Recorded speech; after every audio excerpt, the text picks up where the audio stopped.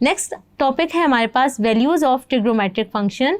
We know the values of trigonometric function for the angle 0 degree, 30 degree, 45 degree, 60 degree and 90 degree. इन्हीं को use करते हुए हमने कुछ आइडेंटिटीज लिख ली हैं। हम देख सकते हैं कि हमारे पास साइन माइनस थीटा क्या होता है, माइनस साइन थीटा के बराबर, यानी माइनस जो है वो बाहर आ जाता है। कॉस की बात करें तो कॉस क्या करता है, साइन को ऑब्जर्व कर लेता है। इसी तरह अगर हम टेन माइनस थीटा लिखें तो क्या हो जाता है, माइनस बाहर आ जाता है, माइनस टेन थीटा लिख सकते हैं। अगर हम साइन पाई माइनस थीटा की वैल्यू लिखना चाहें, ये वाले कॉन्सेप्ट को आप पिछले चैप्टर नंबर 10 में बहुत डिटेल में डिस्कस कर चुके हैं। अभी हम क्या करते हैं, हम देख लेते हैं साइन पाई माइनस थीटा को, इसी को थोड़ा सा रिवाइज कर लेते हैं। साइन पाई माइनस थीटा को हम किस तरह लिख सकते हैं, अगर हम पाई माइनस थीटा की बात करें, सो we can say pi is the even multiple of pi by 2। सो पाई जो है, जो साइन है वो क्या होगा, चेंज नहीं होगा को रेशो में। और दूसरा क्या है हमारे पास, क्या साइन आएगा, क्यों, इसे हम कैसे देखेंगे, with the help of quadrant. Pi minus theta जो है वो कौन से क्वाड्रेंट में लाई करता है, कौन सा क्वाड्रेंट में एंगल बनेगा, सेकंड क्वाड्रेंट में। और सेकंड क्वाड्रेंट में हमें पता है साइन पॉजिटिव होता है, so we can write sine pi minus theta is equal to sine theta. इसी तरह बाकी वैल्यूज़ को भी आप एवोलेट कर सकते हैं। अगर हम एक और वैल्यू डिस्कस कर लेते हैं, एक केस और डिस्कस करते हैं, वो क्या है, अगर मैं ले लूँ कॉस पाई प्लस थीटा तो वो क्या होगा, किसके बराबर। अब पाई हमें पता है क्या है, वो अगेन इवन मल्टीपल है, तो कॉस जो है वो चेंज नहीं होगा को रेशो में, यानी साइन में चेंज नहीं होगा। और अगर हम साइन की बात करें तो हम देखते हैं पाई प्लस थीटा कौन से क्वाड्रेंट में लाई करता है, वो थर्ड क्वाड्रेंट में लाई करता है। और थर्ड क्वाड्रेंट में जो है वो कॉस क्या होता है, नेगेटिव होता है। तो इसीलिए हमने इसका आंसर क्या लिखा है, cos pi plus theta is equal to minus cos theta. इसी तरह बाकी जो आइडेंटिटीज़ हैं आप उनको अपनी स्क्रीन पे लिखा हुआ देख सकते हैं। By using above identities, we can easily find the values of trigonometric functions of the angles of the following measures। ये हमने चैप्टर 10 में भी किया है। इन trigonometric functions, ये एंगल्स को हमने क्या है, एवोलेट किया हुआ है। इसके बाद हमारे पास नेक्स्ट टॉपिक आ जाता है ग्राफ्स ऑफ trigonometric फंक्शन। हम यूजुअली ग्राफ कैसे बनाते हैं, अगर हम लीनियर इक्वेशंस के ग्राफ की बात करें तो हम क्या करते हैं, पॉइंट्स प्लग करते रहते हैं। y equal to in terms of हमारे पास इक्वेशन होती है, हम क्या करते हैं, x को वैल्यू देते रहते हैं, हमारे पास y का आंसर रहता है। तो हम क्या करते हैं, x y कोऑर्डिनेट में अपनी जो हैं पॉइंट्स जो आते हैं उनको क्या कर लेते हैं, ड्रॉ कर लेते हैं। इससे हमारे पास क्या हो जाता है, ग्राफ आ जाता है। इसी कॉन्सेप्ट को यूज़ करते हुए जो है हम क्या करेंगे, प्लॉट करेंगे ट्रिग्नोमेट्रिक फंक्शंस को। तो उसके लिए हम क्या करते हैं, आइए स्टार्ट करते हैं। हम क्या करते हैं, ग्राफ्स ऑफ ट्रिग्नोमेट्रिक फंक्शन में हम क्या करेंगे, हम जो हैं 6 ट्रिग्नोमेट्रिक फंक्शंस को प्लॉट करेंगे। ये जो हमारे पास इनके जो ग्राफ्स हैं वो क्या हैं, are very useful in calculus and social sciences. तो इनको हम कैसे प्लॉट करेंगे, जो उसका स्टेप नंबर 1 है वो क्या है, अगर हम कहें टेबल जो है हमारे पास ऑर्डर पेयर्स एक्स वाई होता है, एक्स एक्सिस वाई एक्सिस होते हैं। अगर हम क्या करें, एक्स को ले लें मेजर ऑफ द एंगल, यानी यहाँ कोई भी एंगल हो सकता है, वो एक्स हो सकता है, थीटा हो सकता है, तो हम उसको क्या करें, एक्स एक्सिस पे ले लें। और हम क्या करें, और वाई को जो ले लें, हम क्या है, जो हमारे पास ट्रिग्नोमेट्रिक फंक्शन से आंसर आए तो हम उसको क्या प्लॉट कर दें, वाई एक्सिस में। सेकेंड स्टेप हमारे पास क्या है, the measure of the angles जो हैं वो क्या है, are taken along the x axis. The values of trigonometric functions are taken along the y-axis. The points corresponding to the ordered pairs are plotted on the graph paper. Fifth point क्या है, these points are joined with the help of smooth curves. अगर हम linear equation के graphs को plot करें तो हम क्या करते हैं, स्ट्रेट लाइन से ज्वाइन करते हैं। लेकिन जब हम ट्रिग्नोमेट्रिक फंक्शंस के ग्राफ को बनाते हैं तो हम क्या करते हैं, स्मूथ कर्व से ज्वाइन करते हैं। अभी हम आप इनकी प्लॉटिंग को डिस्कस करेंगे वन बाय वन। हम हर ट्रिग्नोमेट्रिक फंक्शन के केस को डिस्कस करेंगे।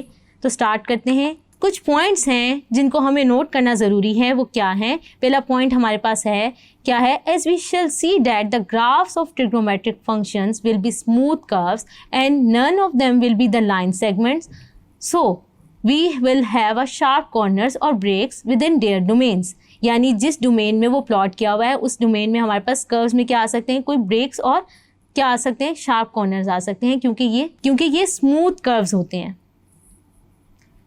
This behaviour of the curve जो है, इस बिहेवियर ऑफ द कर्व को क्या कहते हैं, called continuity. It means that the trigonometric functions are continuous whenever they are defined. Moreover, the trigonometric functions are periodic so their curves repeat after a fixed interval. हमें पता है कि हमारे जो ट्रिग्नोमेट्रिक फंक्शंस हैं वो क्या हैं, पीरियोडिसिटी की तरह बिहेव करते हैं। उनका बिहेवियर क्या होता है, अगर हम साइन की बात करें तो साइन का जो पीरियड है वो क्या है 2π। तो 2π के बाद साइन का फंक्शन, साइन का ग्राफ जो है वो क्या होना शुरू हो जाता है, रिपीट करना शुरू हो जाता है। अभी हम इसके ग्राफ को डिस्कस करते हैं। सबसे पहला केस हमारे पास क्या है, if you have to draw the graph of y equal to sine x from 0 to 360, तो हम क्या करते हैं, हम क्या करेंगे, यहाँ से क्या करते हैं कि वैल्यूज़ ले लेते हैं, x को वैल्यूज़ देना स्टार्ट करते हैं 0 से 360। यानी मैं क्या करूँगी, 0 ले लूँगी, 30, फिर मैं क्या करती हूँ 30 का डिफरेंस ले रही हूँ, तो 0, 30 degree, 60 degree, 90 degree and 120 degree, 150 degree, up to मैं क्या करूँगी 360 डिग्री तक वैल्यू ले लूँगी। और उनको मैं कहाँ पे पुट कर दूँगी, साइन, मैं एवोलेट कर लूँगी साइन को इन वैल्यूज़ पर। तो मेरे पास आंसर क्या आ जाएगा, y की वैल्यूज़। तो y की वैल्यूज़ को मैं प्लॉट कर लूँगी, y एक्सिस पे ले लूँगी। जो हमारे पास साइन का आंसर आएगा उनको हम क्या करेंगे, y एक्सिस पे प्लॉट करेंगे। और जो वैल्यूज़ ऑफ x हैं उनको हम क्या करेंगे, x में प्लॉट करेंगे। यानी अगर मैं x 0 डिग्री ले रही हूँ, 30 डिग्री, तो इनको हम कहाँ पे प्लॉट करेंगे, x एक्सिस में। जैसे कि आप अपनी स्क्रीन पे इसका ग्राफ देख सकते हैं, जब हमने इन वैल्यूज़ को लिया और प्लग किया तो हमारे पास ग्राफ आ गया, जिसके बिहेवियर को आप देख सकते हैं अपनी फिगर में। ये हमारे पास ग्राफ आ गया है 0 to 360 डिग्री। अभी हमने ये पॉजिटिव वैल्यूज़ के लिए ड्रॉ किया है। इसी तरह हम अपने ग्राफ को एक्सटेंड कर सकते हैं टू द नेगेटिव वैल्यूज़, यानी हम क्या कर सकते हैं, -360 डिग्री तक लेके जा सकते हैं। तो हमारे पास क्या होगा, यही वाली साइड जो है वो रिपीट हो जाएगी, लेकिन कुछ नेगेटिव वैल्यूज़ हम डालेंगे तो हमें पता चलेगा इसका बिहेवियर। इसके बाद हमारे पास सेकंड केस क्या है, graph of y equal to cos x from -360 degree to 360 degree. इसी तरह हम cos x का जब ग्राफ ड्रॉ करना चाहते हैं तो हम क्या करते हैं, हम x को वैल्यूज़ देते हैं। अब यहाँ पे हमने x जो अपनी डोमेन ली हुई है वो क्या है, -360 डिग्री टू 360 डिग्री। तो हम क्या करेंगे, x की वैल्यूज़ ले लेंगे। इसी तरह हम अगर 30 के इंटरवल से लेते हैं, 30 की डिफरेंस से -30, -90, -60, ये सब क्या करेंगे, कॉस में पुट कर देंगे। इसी तरह positive values 0, 30 degree, 60 degree, 90 degree and up to so on up to 360 degree हम क्या करेंगे, कॉस में पुट कर देंगे। जो इसका आंसर आएगा वो हम क्या करेंगे, y एक्सिस पे प्लॉट कर लेंगे और ये वाली वैल्यूज़ जो हैं वो x एक्सिस पे ले लेंगे। और जब हम इनको ड्रॉ कर लेंगे ग्राफ में तो हम क्या करेंगे, हमारे पास ग्राफ आ जाएगा। जैसे कि आप अपनी स्क्रीन पे देख सकते हैं, हमने इन वैल्यूज़ को प्लॉट किया तो हमारे पास y equal to cos x का ग्राफ आ गया फ्रॉम -360 डिग्री टू 360 डिग्री। आप अपनी स्क्रीन पे ग्राफ को देख सकते हैं। अभी हमने साइन और कोसाइन फंक्शन के ग्राफ को डिस्कस किया था। अगर आप इनके ग्राफ्स को देखें तो हमने क्या किया, हमारे पास जो आ रहा था मैक्सिमम और मिनिमम वैल्यूज़, यानी हमारा ग्राफ जो है बाउंडेड था बिटवीन -1 एंड 1। और यही हमने कहा था कि हमारे पास range of cosine and sine function है। जैसा कि आप स्क्रीन पे ग्राफ्स भी देख सकते हैं, आपने पीछे हमने डिस्कस किए हैं। इसके बाद नेक्स्ट हमारे पास क्या आ जाता है, ग्राफ ऑफ टेंजेंट फंक्शन। तो अगर हम टेंजेंट फंक्शन की बात करें तो वो हमारे पास क्या है, y is equal to tan x। और हमें पता है कि tan x को हम क्या लिख सकते हैं, sin x over cos x। अब हमने यहाँ पे क्या करना है, हमने x को वैल्यूज़ देनी है और हमने क्या करना है, यानी जो x का यहाँ पे sin x और cos x को वैल्यूज़ देने हैं और इसको एवोलेट कर लेना है। तो हमारे पास क्या आ जाएगा, y की वैल्यूज़ आ जाएंगी। तो अब हम क्या करते हैं, अगर मैं देखूँ मेरे पास क्या है, डिनोमिनेटर में यहाँ पे cos x आ रहा है, यानी cos जहाँ पर अनडिफाइंड होता है वहाँ पे कहाँ पे डिफाइंड होता है हमारे पास। अगर मैं बात करूँ तो यहाँ पे अगर मैं sin 90 यानी sin π/2 या sin 90 पुट करूँ, यहाँ क्या आ जाएगा, x की वैल्यू मैं क्या ले रही हूँ, π/2 अगर हम रेडियन में बात करें। और अगर हम डिग्री में लें तो π/2 किसके बराबर होता है, 90 डिग्री के। तो यहाँ से मैं ये बात डिग्री के लिए भी लिख लेती हूँ। तो cos 90 हमारे पास क्या आ रहा है, 0, यानी हमारे पास क्या आ रहा है, इन्फिनिटी। इसका क्या मतलब हुआ कि y tan 90 यानी x जब 90 होता है तो tan 90 क्या है, अनडिफाइंड आ रहा है। तो हमारे पास अनडिफाइंड पे हम क्या करेंगे, तो हमारे पास यहाँ से जो है वर्टिकल एसिम्पटोट्स का कॉन्सेप्ट आ जाता है। Vertical asymptotes are the vertical lines corresponds to the zeros of the denominator of a function. तो यहाँ से हमारे पास क्या आ जाएगा, जहाँ हमारे पास 90 यानी जहाँ पे हमारे पास क्या आएगा, अनडिफाइंड आ जाएगा, इन्फिनिटी आ जाएगा, वहाँ पर हम क्या करेंगे, वर्टिकल एसिम्पटोट्स ड्रॉ करेंगे। तो tan x cot x और ये इनके जो ग्राफ्स हैं हम इनको वर्टिकल एसिम्पटोट को यूज़ करते हैं इनके ग्राफ्स में। तो आइए हम देखते हैं, डिस्कस करते हैं।